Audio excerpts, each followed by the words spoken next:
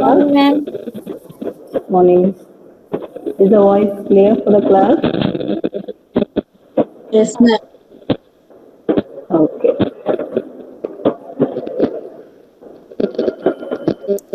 Good morning, ma'am. Morning.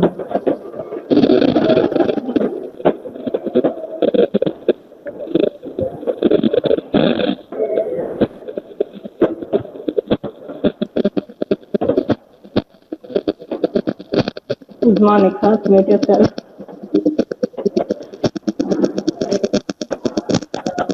Nikat, mute yourself.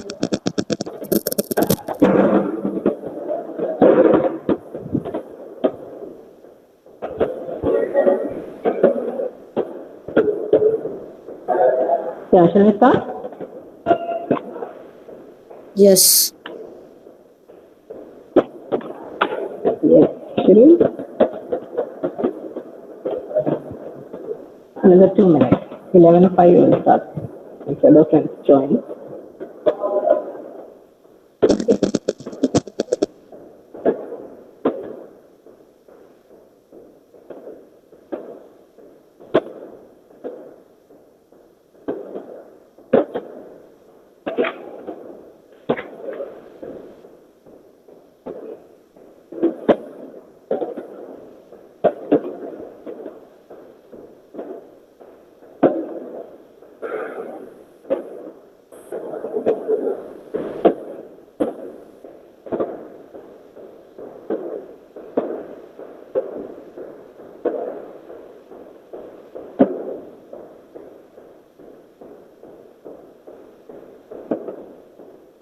Yeah, can any one of you unmute yourself and tell me what are the 4 important dialects of Middle English period?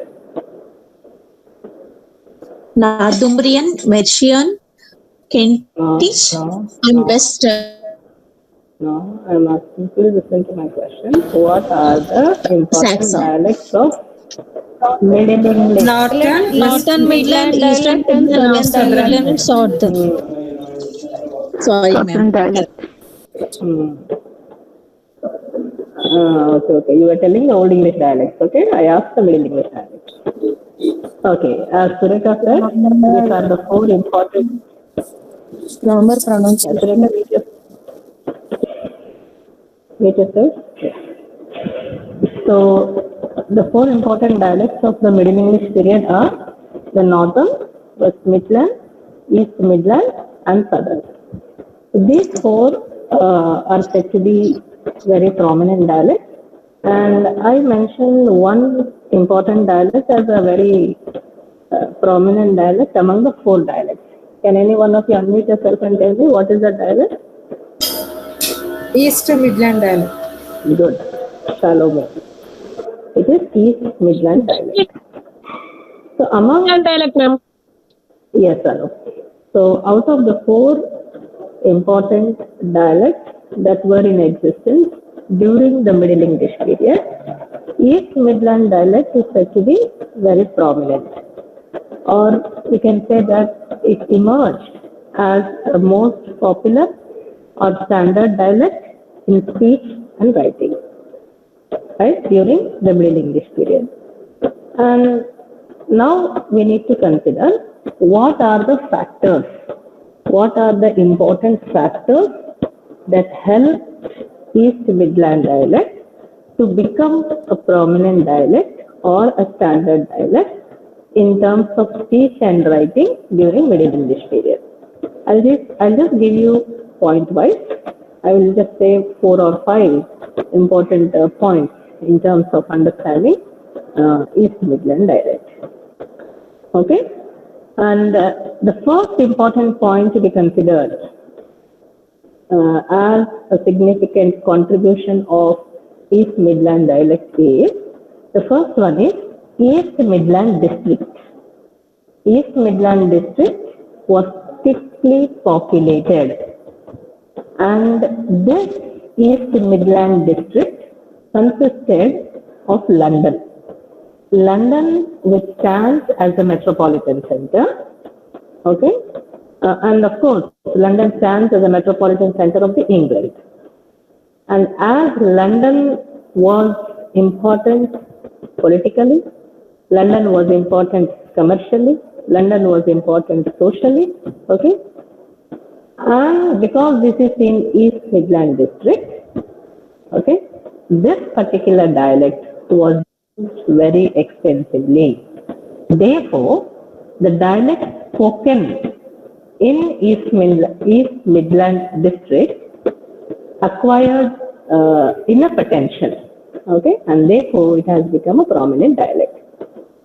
So to put it in simple terms, my first argument in terms of East Midland dialect becoming the standard dialect during Middle English period, the reason for East Midland dialect to become a very prominent dialect during Middle English period is it was in East Midland district, it was extensive, and East Midland district is thickly populated, and many people started speaking this dialect, and this dialect was used for commercial, political, and economic purposes in London.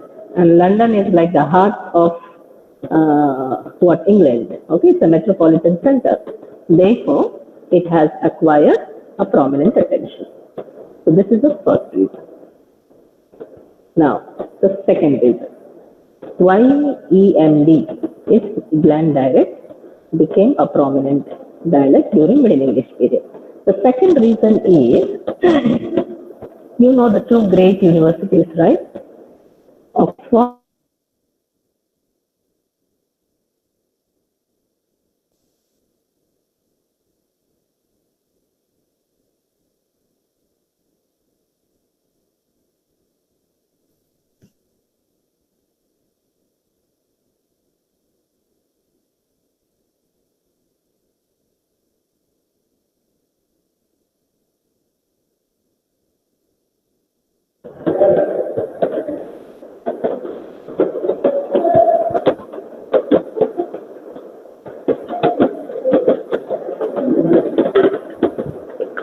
Sneha,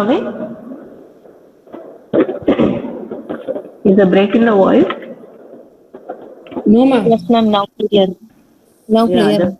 Yeah. Because there was, I see on the screen you lost internet connection. That's the reason. Now it's okay, no? Yes, ma'am. Yeah.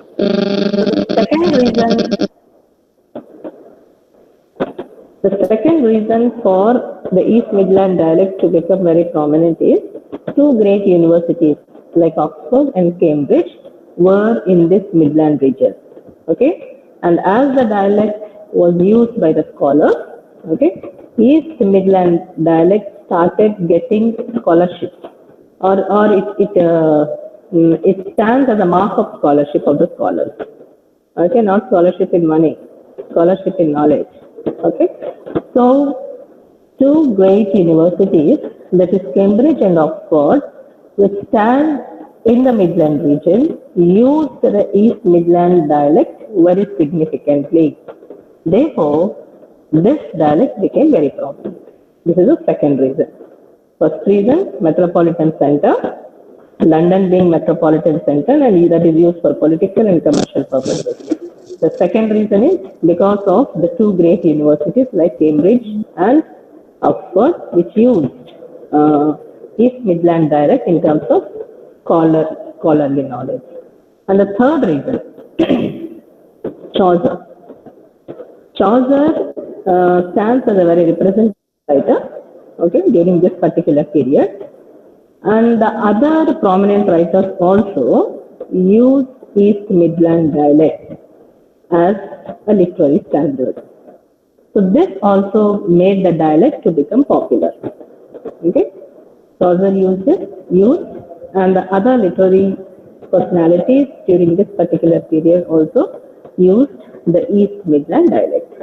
Okay, and the fourth reason is William Caxton. Okay, printed his earlier books in East Midland dialect. Of course, the earliest books that are available,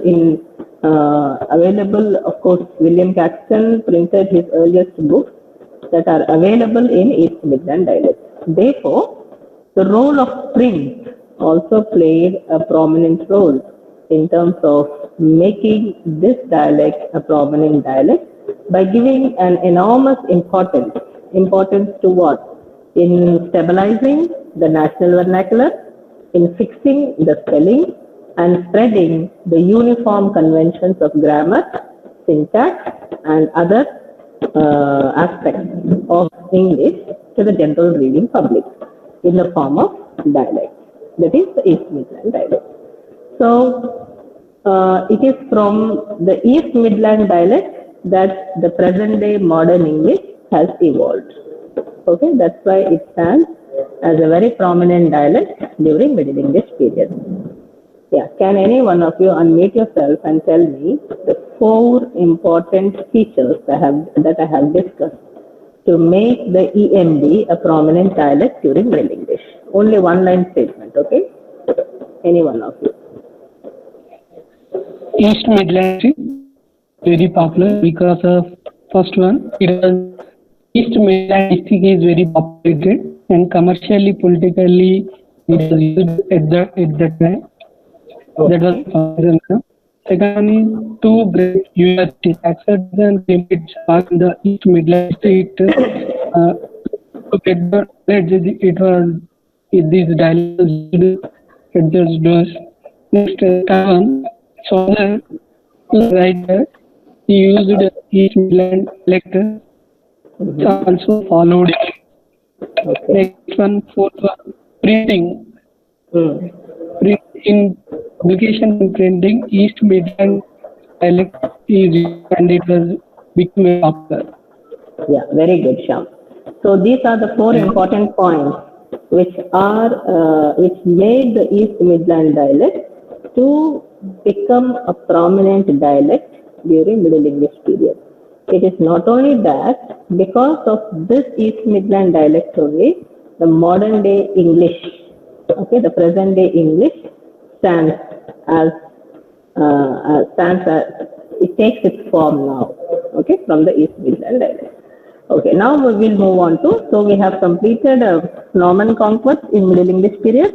We have completed the dialects of Middle English period, and in that we have extensively discussed East Midland dialect and its prominence among the 4 dialects. And now we are moving on to the characteristics of Middle English. Okay, so when we look at the characteristics of Middle English, I already told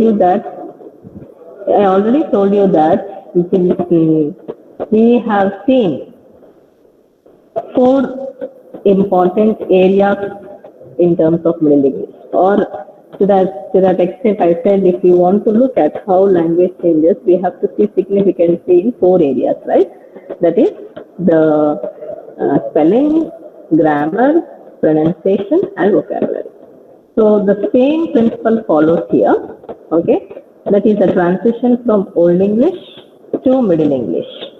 Okay, that is a number of developments that took place in terms of Middle English that will be discussed now as features of Middle English period. So, when the language, so when in the beginning, during the Middle English period, English is seen as a synthetic and highly inflected language like Greek and Latin, but by the end of Middle English period, it has become an analytic language. And the inflections disappear rapidly. That's why I said East Midland dialect. The 4th important point is because of William Caxton's print form of the book, they was stabilizing the national vernacular. They were trying to fix the spelling, okay, and they were trying to spread uniform conventions of grammar and syntax among the reading public. So during Middle English period, we see by the end of this period, language has become really an analytic language where the inflections disappeared and inflections disappeared very rapidly. Grammatical gender was replaced by natural gender. Pronunciation shifted and thousands of French and Latin terms became the part of English word stock. That is, they have become the part of English vocabulary. So, in short, we can say that the whole pattern of the language was modified. Okay, so we will just touch upon each aspect. We will first look at, so we are trying to see the changes the important changes that characterize Middle English in 4 categories. Okay, we will just for the convenience sake, we are branching them into 4 categories. Okay, so we will look at these changes under 4 categories. Number 1, changes in grammar. Number 2, changes in pronunciation. Number 3, change in spelling. Number 4, addition to the vocabulary. So these are the 4 important areas which characterize or which can be summarized as 4 important categories that we see change during Middle English period. Now we'll look at them in detail, one after the other. The first one is Middle English grammar. Okay, the first one is Middle English grammar. So change in the grammar of this particular period resulted primarily from the loss of inflection. Or you can say that this period, okay, that is to express the grammatical relationship, new methods, okay, were used, separate words were used, okay, and then you see this period is often called a period of leveled inflection, okay, and of course the 4 cases which we have discussed in the Old English period also in the form of slides which I have discussed yesterday also gives us how this simplification took place during Middle English period. I'll give you one example. Okay, in general, during this particular period, in terms of grammar, all the vowels, okay, of the final unstressed syllables were reduced to, I will just put it here,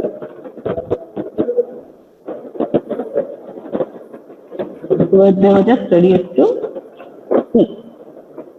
Let's see the word form which I have said. I said all the vowels of the final unstressed syllables were reduced to E.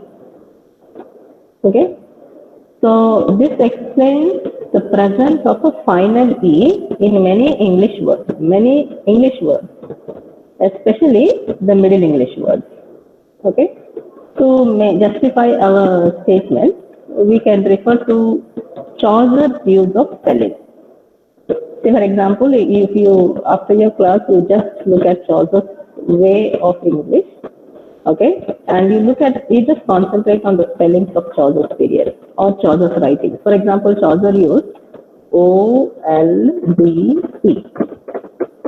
Now this is old, and what do we use now for old spelling? OLD. Do we use E? No. No. So this is the difference. Okay. So what I said just now, or you take that another example, L-A-U-G-H-E. Now, what is the present spelling? L-A-U-G-H. What is that? Laugh. Laugh. Okay. So what is happening now? The presence of E. In many, you find the presence of E in many Middle English words.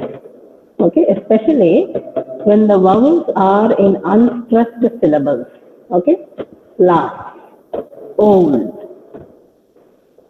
You know the difference between stressed and unstressed, right? Okay. So this is one change we can see in terms of general understanding of Middle English grammar.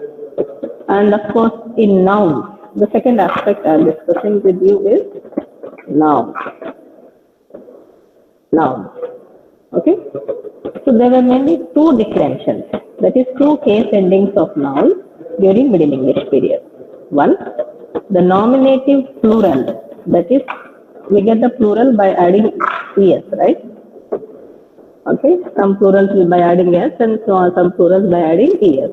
So during Middle English period, when the nominative plural es and the genitive singular. Genitive singular. Okay? Genitive singular, again you have es. Okay? These had the same form. Usually we see es as a plural form, right? But when it comes to genitive singular, we also see es. So both had the same form. And the dative inflection. Now you see the another inflection, dative inflection. Now dative inflection E, I'll put this in brackets, E, okay, dative inflection E, and then you have N. E, N.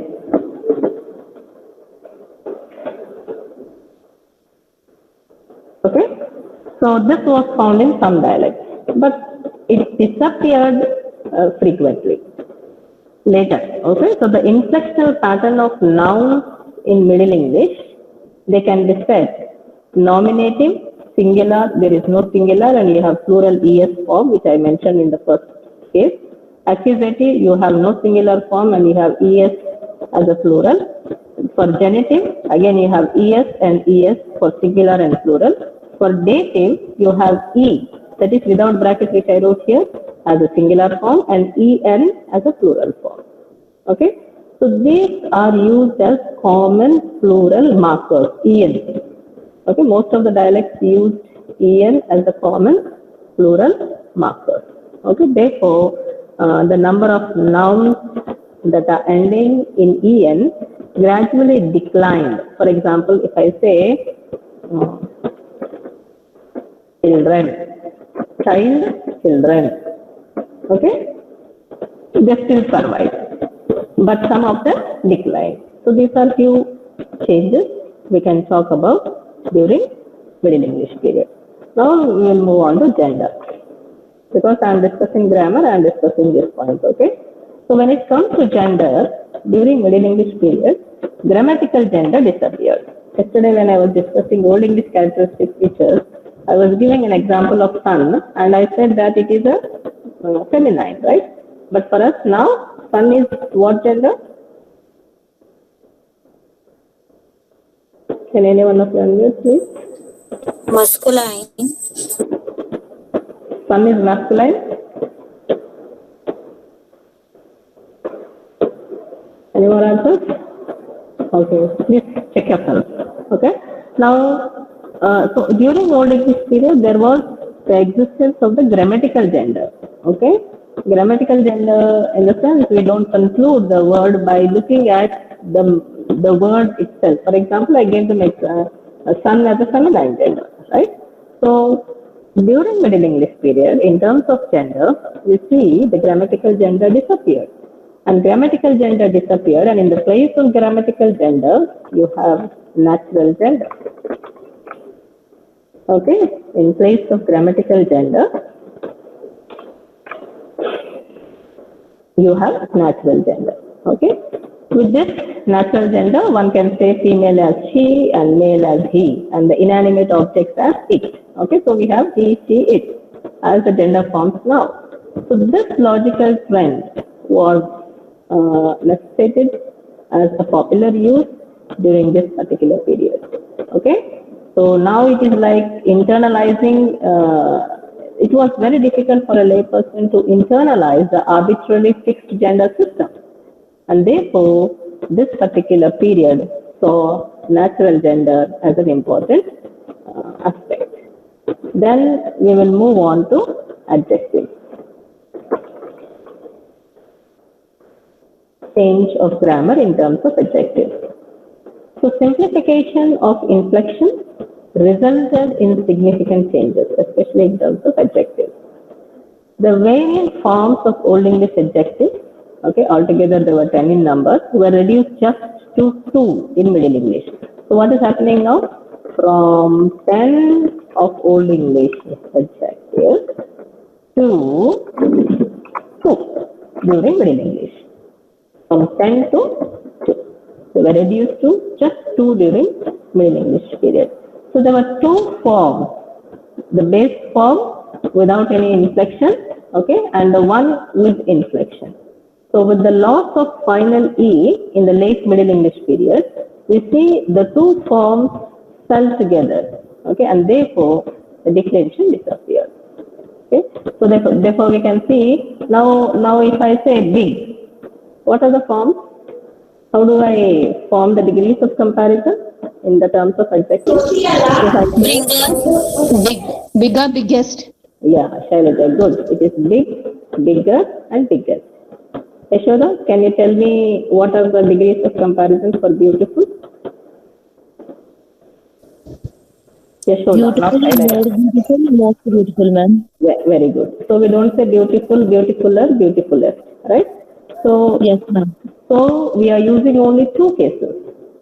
In case of big, as Shailaja said, by adding ER and EST, they change their degrees. That is, one becomes a comparative degree and the other one becomes a superlative degree. Unlike beautiful, we are using more and more, okay, as other forms of degree to say, okay, and therefore, it's like the imitation of the French, the use of more and most that has become popular during this particular period. Okay, so adjective simplification of inflections resulted. To put it in one statement, what happened to adjectives during Middle English period is simplification. Okay, the comparative and superlative forms in Middle English were ER and EST, okay, and of course more and most, as you see in the present day. So this happened during Middle English period. When we come to verbs, now what happened to verbs? The system of inflection became simplified in Middle English period, but they developed a very complicated system of tenses with the introduction of auxiliary verbs, okay, like be and have. So the future tense forms like shall and will were established during this particular period. And the infinitive to was also a result that underwent changes during this particular period. So I said tenses, then future, and the infinitive. Okay? And then we also see en that is added to certain forms of verb in the form of infinitive was often preceded by a prefix. Okay, for example, if I say this is again HELPANNE. As per this is in the early Middle English, the infinitive form of the verb had the inflectional terminal en that is added to it. For example, the verb in the infinitive was often preceded by to. Okay, I forgot to here. To help him means to help.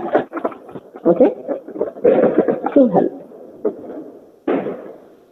Okay, to drink in.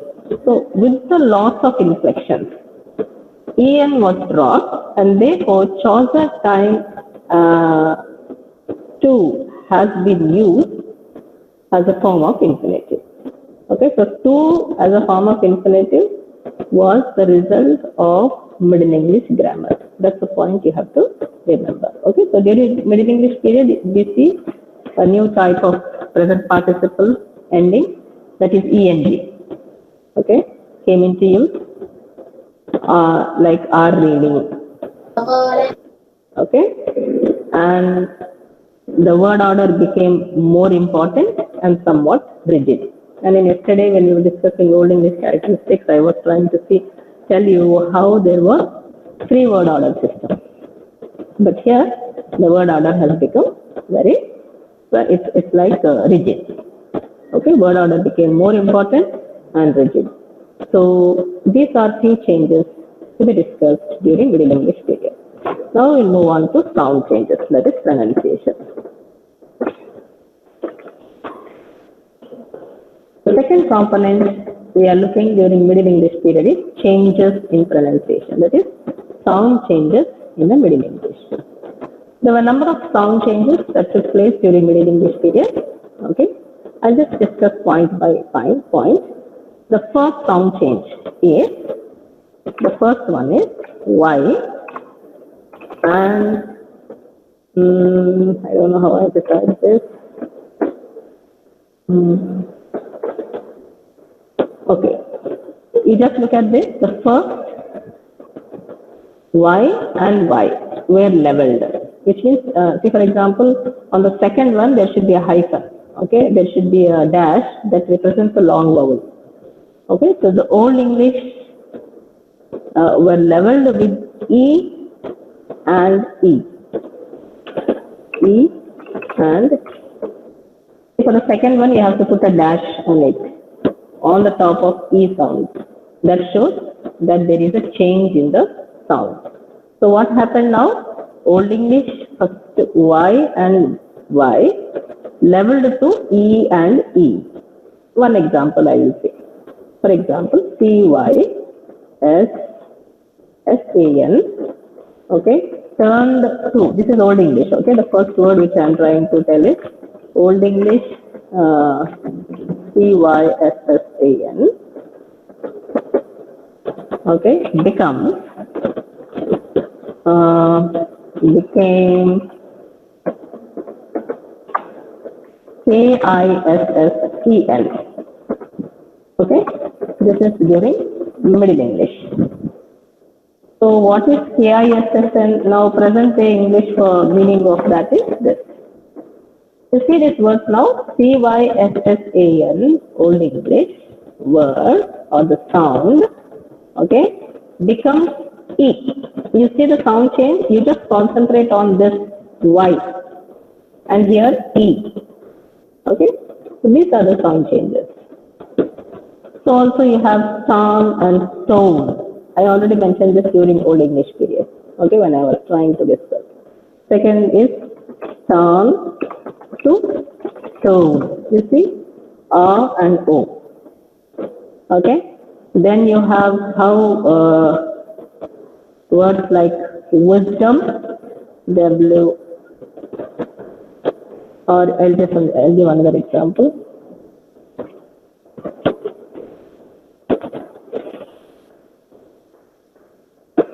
You see the Old English HUSBONDA becomes HUSBAND.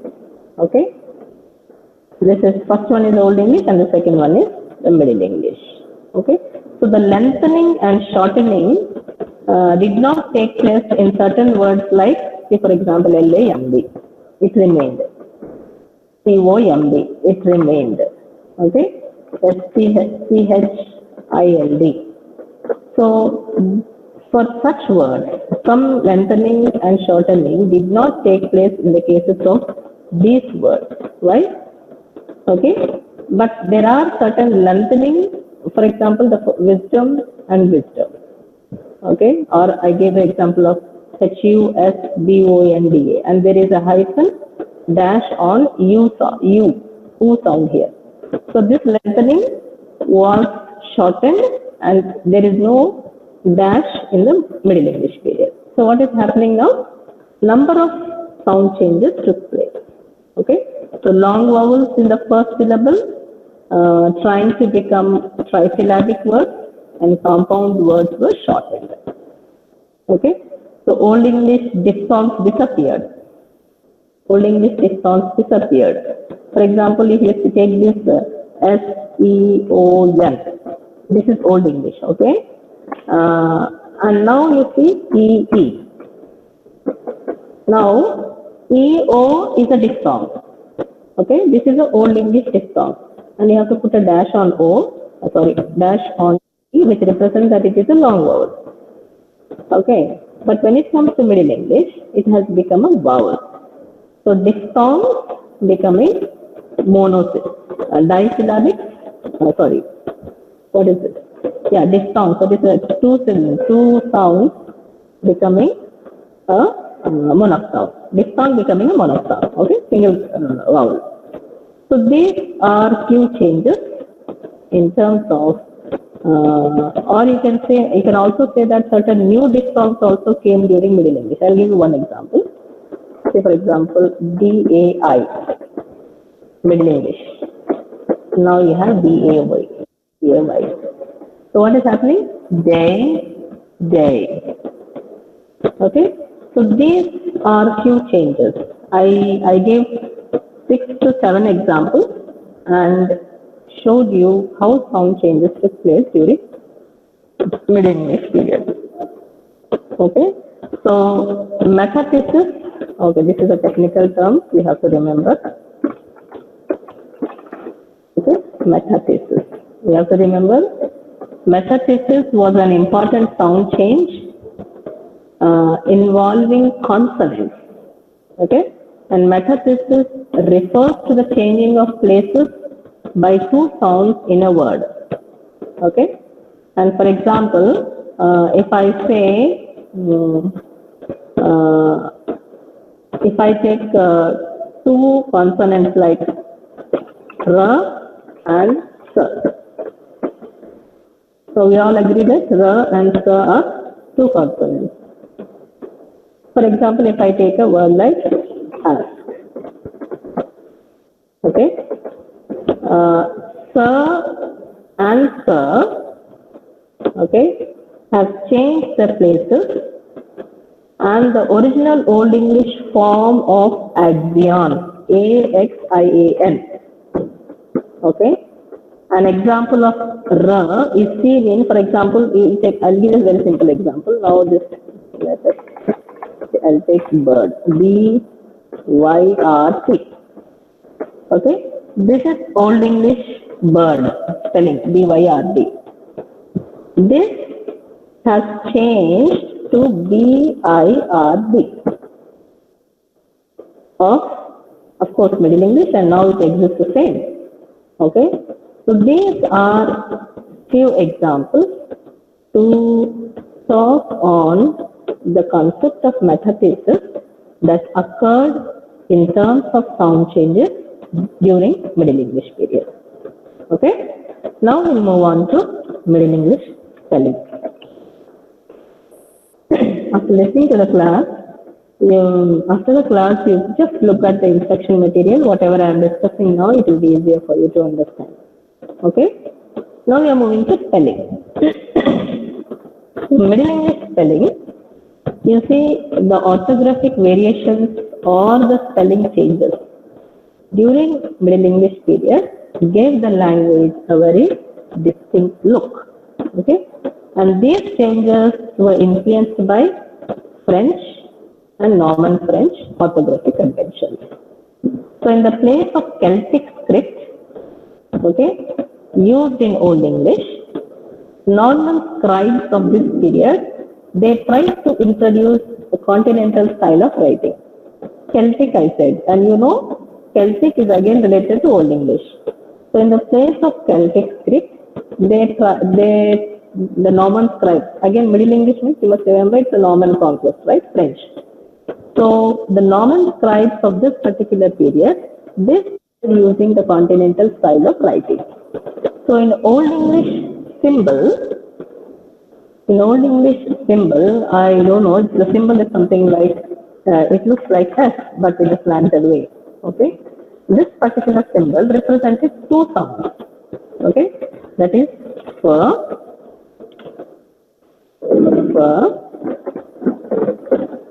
and ver. Okay. One particular symbol was representing two particular sounds during Old English period. But in Middle English spelling, okay, these two sounds, fer and ver, used for two different sounds. Okay, and therefore, Z was also introduced and S was also introduced in terms of orthography. So it has extended. Okay, and we see in spelling, for example, I said in Old English, the combination of th, okay, the combination of th, it's the sound. I gave the example of then, okay, in my earlier class, yesterday's class. So a new symbol of G, okay, it was introduced. So sir gradually replaced by the two markers which I showed you on the slide yesterday, and the Old English C, it was changed, okay, to the letter K, okay, king, K-I-N-G, not C-Y-M-N, okay, and other spelling changes like C-W-E-N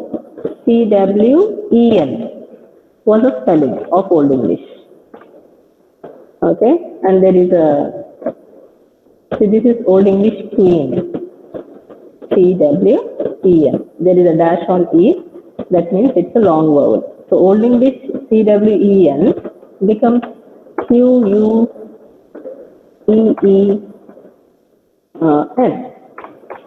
okay, that is Queen during the Middle English period. Okay, so this is how some spelling changes took place. There are many such examples if you go through your instruction material. Okay, so basically we have seen the changes in grammar, and we have seen certain parts of speech which were very significant in terms of changes of grammar, and then we moved to the sound changes, in which we have seen how the long vowels becoming how diphthongs becoming monophthongs, and then how metathesis took place in terms of certain consonantal sounds. Okay, and now the last component in terms of changes that we can consider during Middle English is its vocabulary. All of you are listening? There is pin drop silence. I don't know if you are listening or if I am not. Yes, ma'am. Okay. Yes, ma'am. We are listening. Okay. So Yes, now, ma'am. We are listening. okay. Now we are moving on to Middle English vocabulary. Okay, vocabulary. You know, when I started Middle English period, the first concept which I discussed is Norman conquest, right? So there is a significant contribution of the Norman conquest during this particular period, right? So when we consider Middle English vocabulary, the conditions following the Norman conquest were favorable not only to inflectional, grammatical and orthographical changes, okay, but also there were great number of vocabulary changes that took place because of the Norman conquest. So when two languages exist side by side, okay, for a long time, now we say because of the Norman conquest, French, okay, and already existing English. So when these two languages were existing side by side, okay, many words were transferred. Many words were transferred from one language to another language, especially to the one which is in the condition of inferior position. So what happened when I said when there was a Norman conquest? If I don't forget, if I am not wrong, I also made a mention of how French was used as a language of the higher class, the nobles, the official language, the business language, or the king's language, right? And English, and English was used as the language of the farmers or the herdsmen. Okay, so now English was taking the inferior position in terms of the Norman conquest. So what happened when two languages existed, that is the French and English, when they stand side by side, many words were transferred. Many words were transferred from one language to other, especially to the language which seems to be in the inferior position. So it was with English. It was English which borrowed, an incredibly large number of words from French.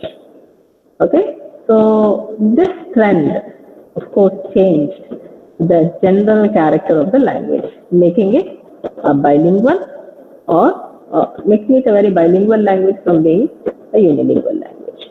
Okay, so words of all types, all parts of speech, and words of every sphere of life came into English. So in many instances, we see the English word was preserved along with the French, giving rise to certain synonyms. For example, now, any one of you, please tell me, in the group, anybody is getting married in this Ravana Masu?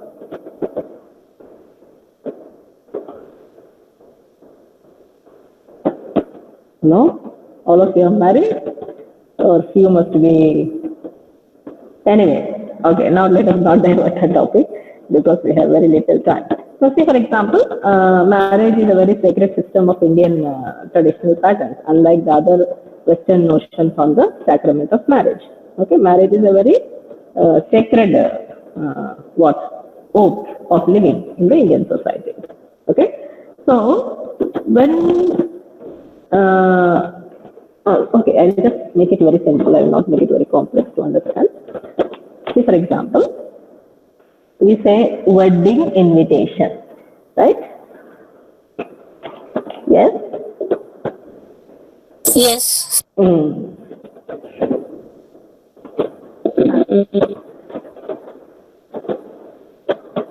What is the other word for wed? Marriage. Wed.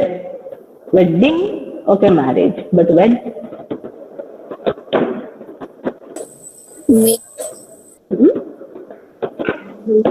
Marry. Okay?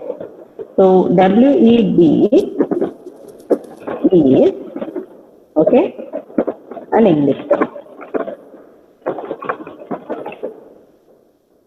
Now, what's the spelling of marry? M-A-R-Y?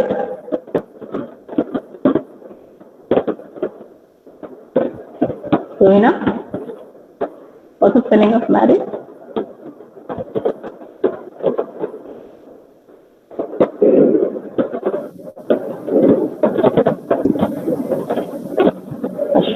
Akshan Ali said it is M-A-R-R-Y.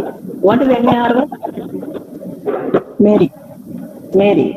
Okay, they said it's Mary. So Mary, marry. Most of the time you see a lot of people committing mistakes on this, and there is a huge change of meaning in terms of this word.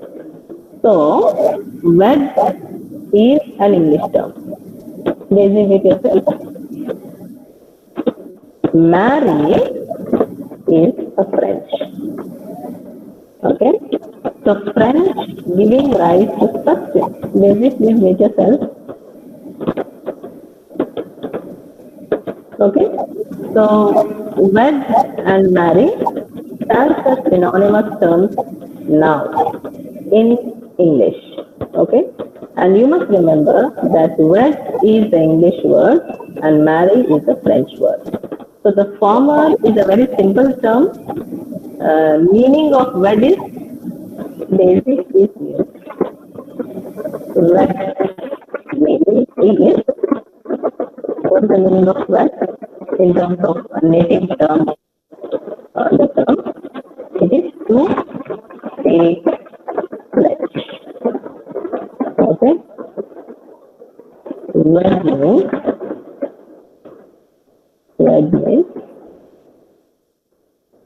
means to take pledge. Okay, but when it comes to French, when we say if you consider the meaning of the term marry, okay, it is something like to become husband.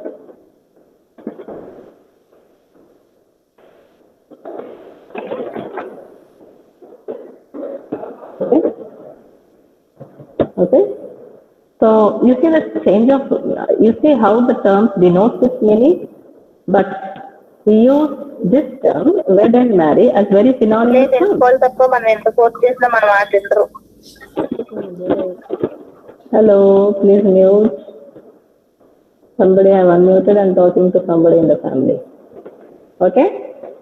So, you see the change of difference in the meaning. So, the latter French term denotes to become husband. So, the simple native term of wed means to make a pledge, to take a pledge. Okay? So, these terms are because of French influence. You see many French terms which are borrowed and still existing in English vocabulary. There are many terms like synonymous terms which are used like kingly, royal, child, infant, meal. All these are terms which have certain synonyms which are again the part of English vocabulary. Okay? So, you have French terms that related to the table preparation, that is food and eating. Okay? And it is very interesting to note that the names of living animals were in English, but when they slaughtered and when they are served on the dining table, or when they take up the form of a meal on the table, they acquire French names. For example,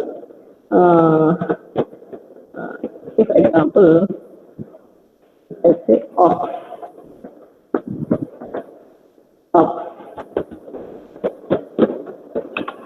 and beef. Okay? So ox is an animal, right? And beef is a meat. Okay?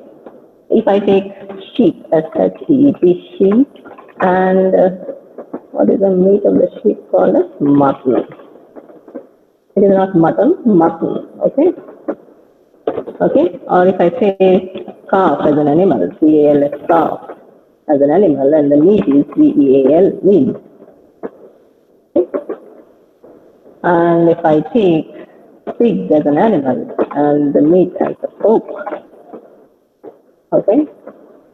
We're not discussing food habits, we are looking at the word style, okay? Please concentrate on the words. So you just look at these four sets of words: ox and beef, sheep and mutton, calf and veal, pig and pork.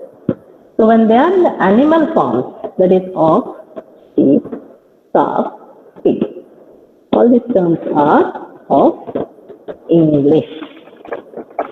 Okay? But when they become as food on the dining table, like the meat form, okay, then that is like beef, mutton, veal and pork, they become what? Birds. They are the birds which are like, it's a borrowing of the French. Okay? Okay? So many words relating to culinary art. Many words relating to culinary art. You must remember that you have a separate lesson on vocabulary, and I'm not going to repeat all these things. That's the reason I'm doing detail here in the Middle English vocabulary only. Okay? So this is all the repetition in the vocabulary. Okay? So many words of culinary art, okay, were borrowed because of the superiority of the French cuisine. So words like sauce, words like soup, words like jelly, words like pastry, okay, all bakery items which have come up forth now, words like toast, all these are French cuisine. Okay, so all these, or you can say breakfast was a native word, but the words for more luxurious meals such as dinner, supper, feast were from French. Okay, so the Normans brought lot of table words, okay, lot of social words as we have discussed now. Now again we see Normans have brought a lot of culinary words like just now we have discussed. And then we also see there were lots of feudal words, okay, feudal system, titles such as mayor, present-day mayor. Oh, now you have lot of election campaign, right? Yeah, mayor. The term mayor is again a French borrowing because of the Norman conquest. Okay, count, quiz, mayor, casual, domain, villain, all these. Okay, so of course the laborer on the manorial estate was like a villain from which the present day villain has developed with the corruption of meaning. Okay, meaning change, and we have a separate lesson for change of meaning that we'll discuss there. So what is happening now? There are many words of feudal system or manorial system that came into English vocabulary because of the Norman conquest. Okay, and the Normans introduced in England their own systems of law and law officers. Therefore, with that, many legal terms also came into existence in English vocabulary. Legal terms. Okay. Now, what are these legal terms? System. Example, Normans only introduced in England their own system of law, their own system of law officers. Usman Nikhat, please mute yourself. Okay, their own officers, and hence a number of legal terms came from Norman French. Okay, examples like you see attorney, chancellor, vice chancellor. Now Usmania University is waiting for the vice chancellor. Okay, and it is 2 years university is running without the vice chancellor. Governor is our chancellor. Okay, chancellor. Court. Yes, somebody said judge. Yeah, judge. Justice. Okay, etc. So all these terms. Okay, all these terms are because of Norman French. Okay, because of the Norman conquest. And Norman introduced lot of words related to the system of law into English vocabulary. Okay, then we have few other terms which are related to church. Okay, and these terms related to church are called as ecclesiastical terms.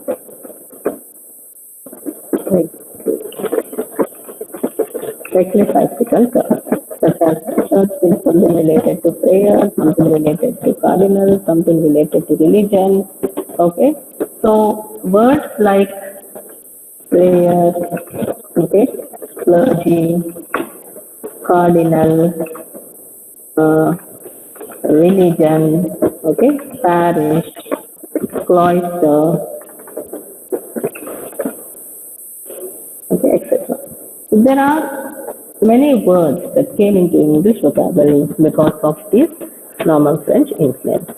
Okay, and there are certain other terms which are related to astrology that came into English vocabulary.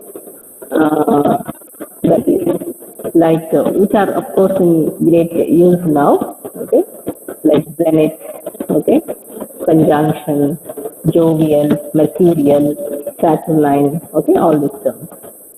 There are some more words which are related to sports and games that came into English vocabulary because of Norman French. Okay, words like cards, okay, dice, chess, thumb, okay, partner, okay, tournament. Now the tournament is going on, right? Cricket tournament. You must remember that this is a term from Norman French. It's not the original English of the native Celts. Okay, tournament, pavilion. These are the words which are related to sports and games because of the Norman French. Okay, there are some words related to fashion and dress. Fashion and dress, like words like what frock. You have APP, AREL, apparel, embroidery. Yes. Yes. Gone, long gone. Yeah. Robe, coat, blue, brown, scarlet. Okay, all this diamond, ruby, pearl, names of colors. Okay, these are the terms which are related to fashion and dressing. Okay, which came from which are the French set of words that are into the English vocabulary now, and they are dealing with very high social life that are added in the understanding of those terms. You have French colors, names of colors like blue, brown, scarlet, vermilion, okay? And you have stones like diamond, ruby, pearl, okay, emerald, crystal, etc. All these are of French origin.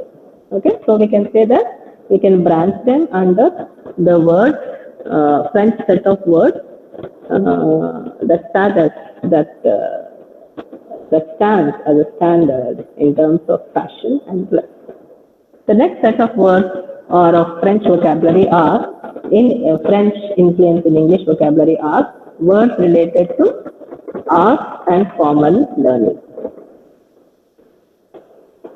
Art and formal learning. Okay, so we have many words like painting, okay, painting, figure, beauty, palace, okay, physician, surgeon. You know that these words still exist in English as synonyms of English terms, right? Surgeon, anatomy, okay, medical terms, anatomy. What are the other words? Okay, pestilence, geometry, copy, okay, all these words. Okay, if you look at the instruction material, you'll come across many such words which are related to arts and formal learning that were donated as a share of the French vocabulary into the English vocabulary. Okay, so these are the words which are connected with architecture, words connected with literature, words connected with science, particularly medicine, because of the terms like physician, surgeon, anatomy. Okay. There are some other smaller divisions of science which are also of the normal French influence. Okay, science. Science in terms of smaller divisions. Smaller divisions of time. Now, what are the smaller divisions of time? Smaller divisions of time like what? For example, minute, second. Say for example, hour. Okay, minute, second. Okay, and the practice of using surnames was also considered as a trait of French. So there are many other hybrid words also in Middle English that seem defined by adding certain French suffixes to the native stems. Example, for example, if I say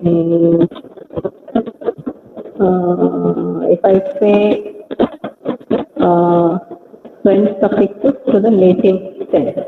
For example, break with the French suffix age, breakage.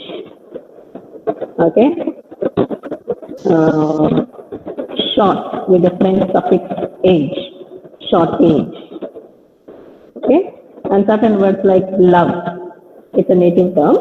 Again, if I add a French suffix like able, it becomes lovable.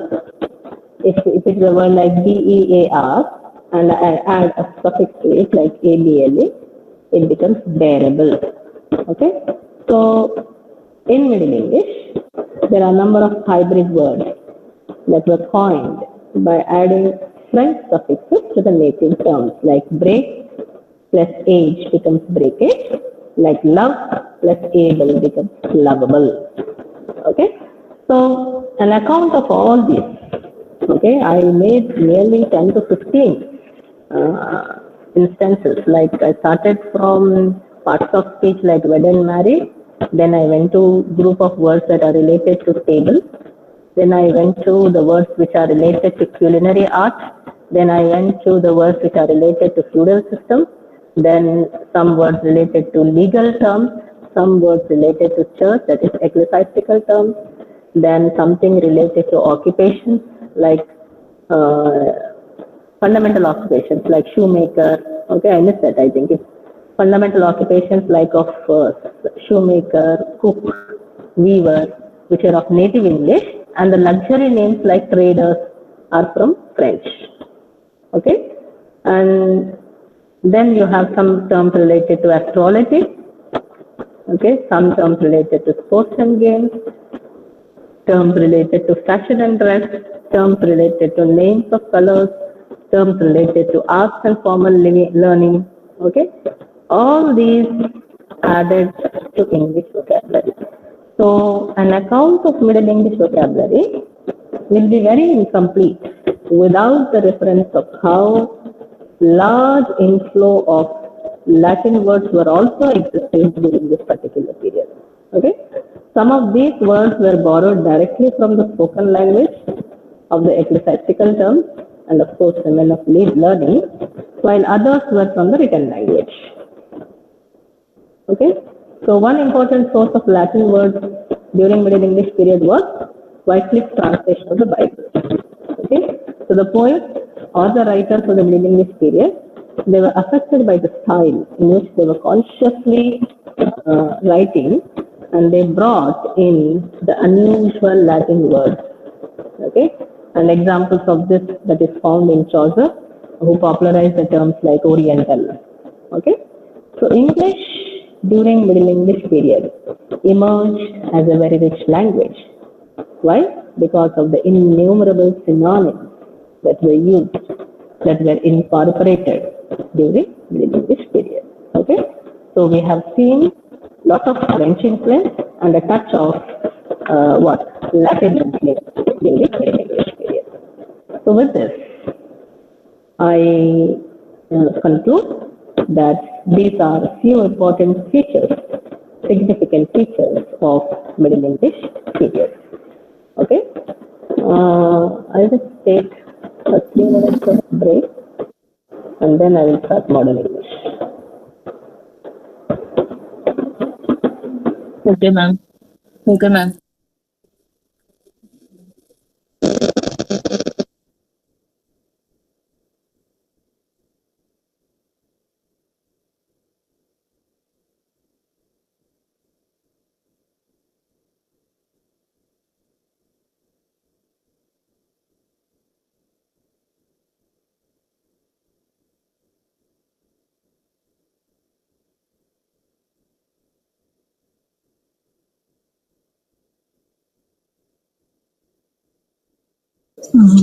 Friends, is the class completed now?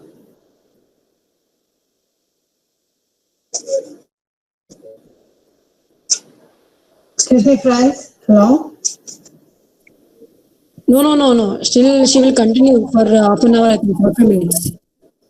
Okay. Thanks, Sarija. 3 minutes. Okay, thanks, Sarija. Welcome, Swapna.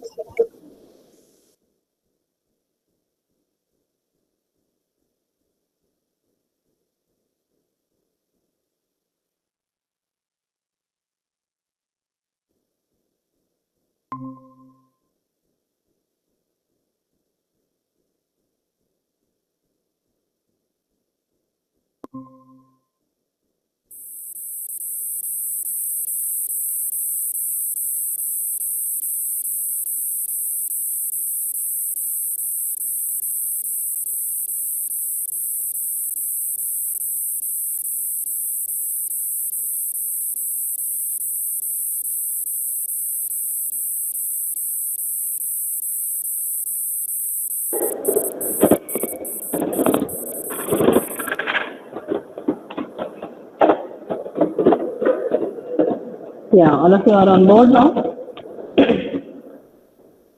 So my class ends at 12:40, right? If I'm not wrong. Hello, can you hear me? Yes, ma'am. Yeah, participants. Yeah. So it's now 12:11. So 12:40. I have still half an hour of time. So what I will do now is, if you look at the instruction material, now you please go to the content page. Okay, you go to the content page, table of contents, where you have 30 lessons. Now if you see, we are done with lesson 1, 2, 3, 4, 5 norm and conquest, and 6 when we are talking about an outline history of English language from Middle English to Modern English. So when I was just looking at the instruction material, it is only one-page description of each lesson. But as a teacher, I can't end up a lesson by just discussing only one page on that important concept. So I am following a textbook which is related to language, and then I am trying to give you the overall understanding of the language elements. Okay, so if you just look at the instruction material which is there in front of you, you will understand it better. Okay, so now I will try in this half an hour. What I will try to do is to complete Modern English. You will have nothing more in Modern English because whatever is there in Middle English stands as a. Who is Sai Kumari? Please, yeah, textbook is George Yule, The Study of Language. Okay, so an outline history of English language to Modern English. So what I will do is, in this half an hour, I will complete Modern English and I will go to lesson 8 where you have foreign contribution to the growth of vocabulary. Okay, where I already discussed Scandinavian, French and Latin. So I will just try to revise. So I think that should be comfortable. And the remaining 3 components, if I am given the class which I missed on the Diwali day, I will complete it. Okay. If not, I don't know what I have to say. Okay. So now we will move on to Modern English. So philologists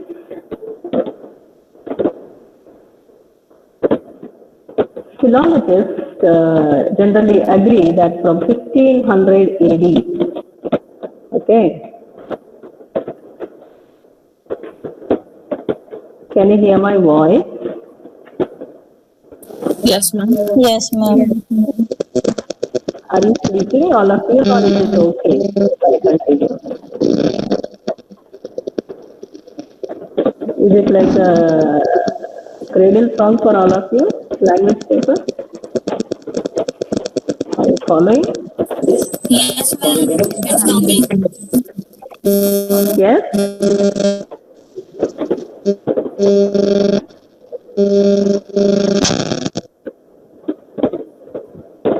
Okay. If your mind can't take anything, you please let me know. I will stop because I don't want you to be burdened. Okay. If you feel like listening, I will continue.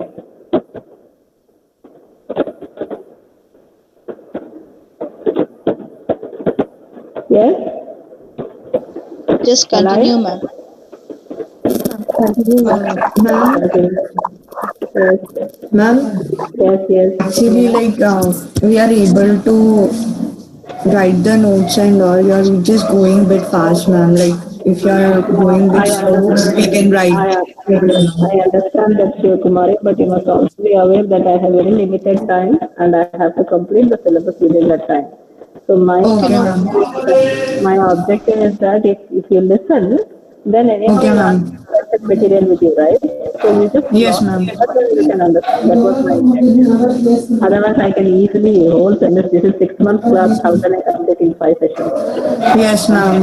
One semester paper, if you ask me to complete in 5 classes, it is highly impossible. So that's the reason Yeah, I'm trying ma'am. to introduce you to the basic understanding of the language paper so that you can go ahead. Okay, ma'am. Thank you, ma'am. Okay. So shall I continue with Modern English now? You have only 4 points in the Modern English and then we shall stop the class. Are your minds heavily loaded with many terms or what? Aparna says yes. Selena says yes. Others? As your wish, ma'am. Yes, I am willing. I am willing. I want your wish. Please continue, ma'am. Continue, ma'am. Okay. Then. Okay, so Modern English. So philologists generally agree that from 1500, and I was told that Dr. Nageshwara already did all these lessons, yeah, in before the lockdown. And when I was discussing, sir was telling that you can just he was telling that not to be very lengthy because already they are aware of all the lessons in the beginning.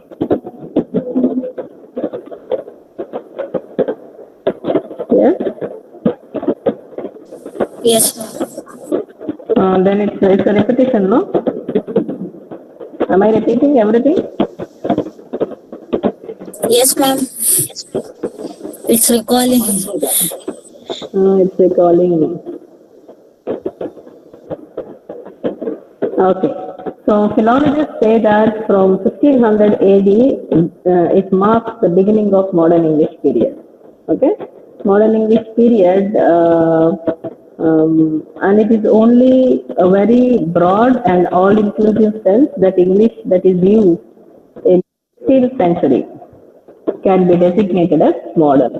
So the grammar of Shakespeare, the diction of authorized version of Bible stands as very sufficient evidences to prove that the modern English of 16th and 17th centuries was remote from the 20th century. Okay, so what was remote, or what one does mean by fixing modern English around 1500 is that there are certain fundamental structure of the language as it exists today, and that has evolved by that time. So we are considering those points now. So during the early modern English period, that is between 1600 to 1700, many of important traits that characterize English today had begun. Okay, and this particular modern English period, that is from 1500 AD, this period witnessed four important events. One, Renaissance. Okay, four important events. Four events. And what are those events? Number one is Renaissance.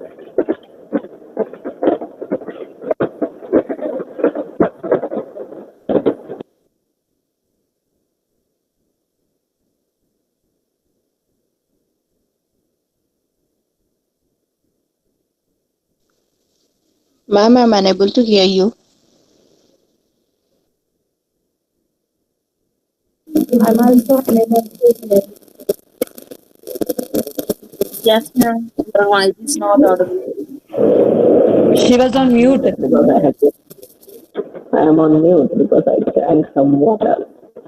So the four events that really added as important events during modern English period are, number one, Renaissance. Okay. And you have number two as Reformation. Two, ma'am. What is number two? Reformation. Reformation. English students must know how to ask. Number three is invention. Invention of printing. Okay. And number four is discovery. Or you can say number four is development of dictionaries, I think.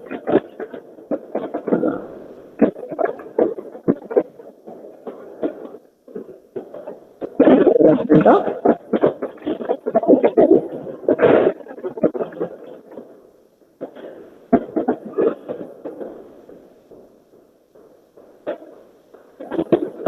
Okay.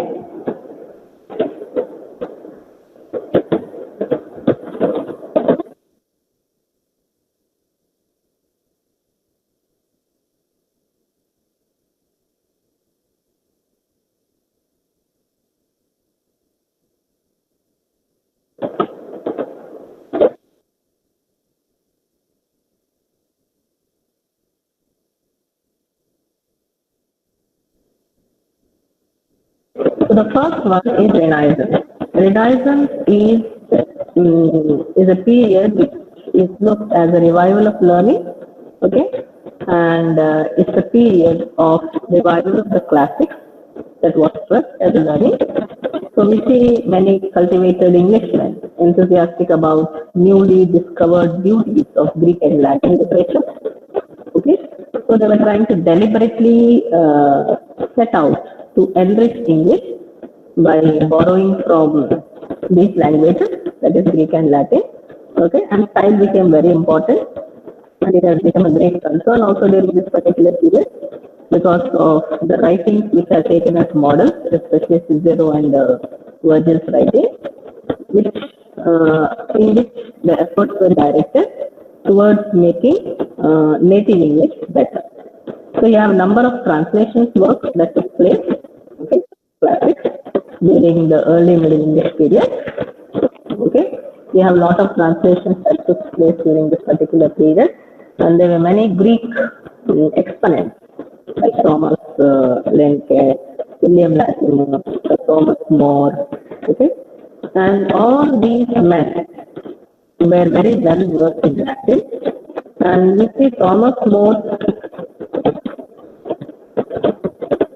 Yeah, Thomas More's Utopia. Thomas More's Utopia, which was written in Latin, that was used, okay, and it was a famous Latin grammar. Latin grammar written by William Lilly, which was used by Shakespeare. Okay, so your voice is not stable. I think my battery is going down. Not clear. Yeah, how about now? Can you hear me? Hear you properly. It's not clear, ma'am. We are unable to hear you properly. I don't know, then what's the problem?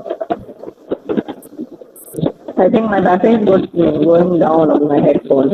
I think the charging is getting, the voice is low. Yeah, anyway, I'll just make a bigger voice.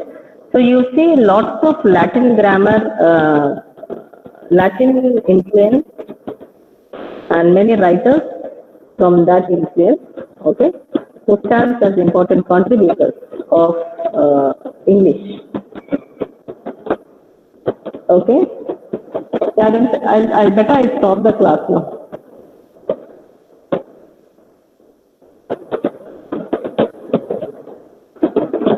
Can you hear me now? Can you hear me? Yes, ma'am. Yes, ma'am. It's a bit disturbing. I don't know. I'm in the same mood. Okay, so first one is we see a lot of work which came, which contributed from especially Greek, okay, Greek and Latin, which directed towards making native English better. The second one is Reformation. Reformation as a primarily as a religious movement, but later it took as a, yeah, then better I stop. Yeah, what I will do is I will write.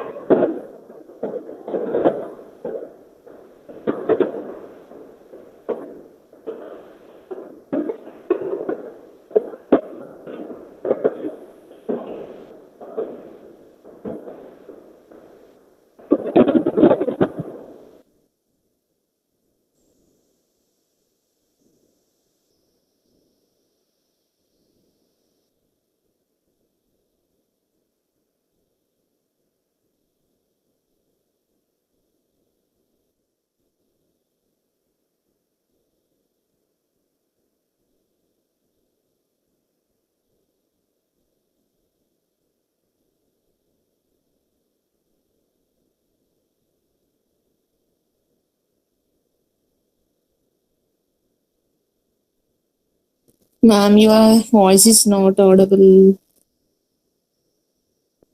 Yeah, that's why I'm typing. Just make points in your notebook. Can you Okay, see the ma'am. points I'm typing? Yeah.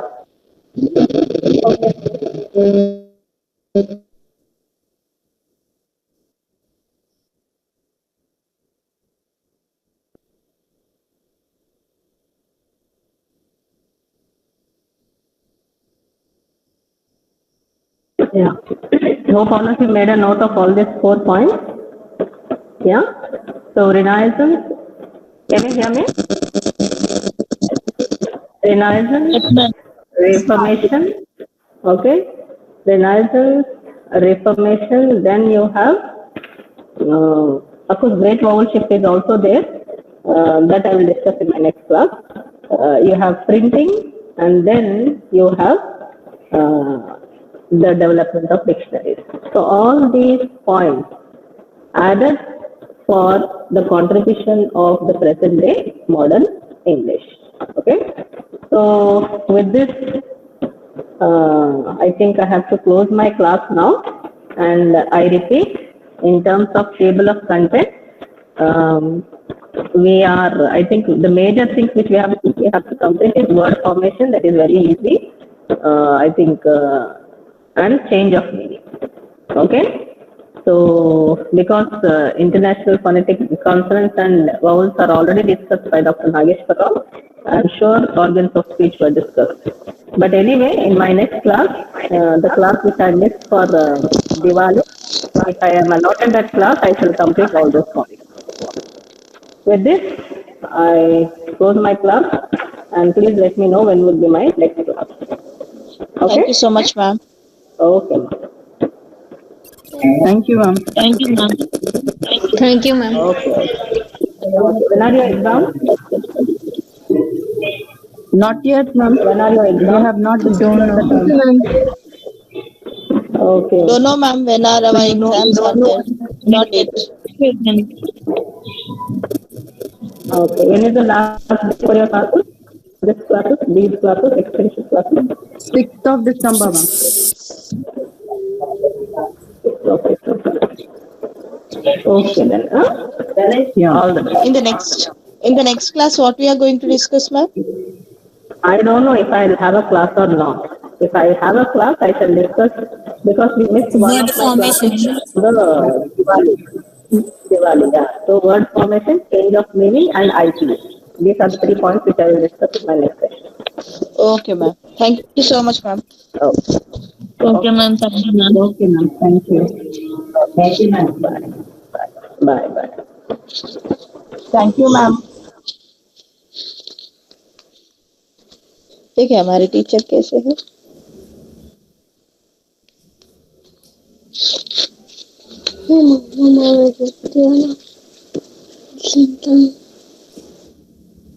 हो गई class दूसरी class start हो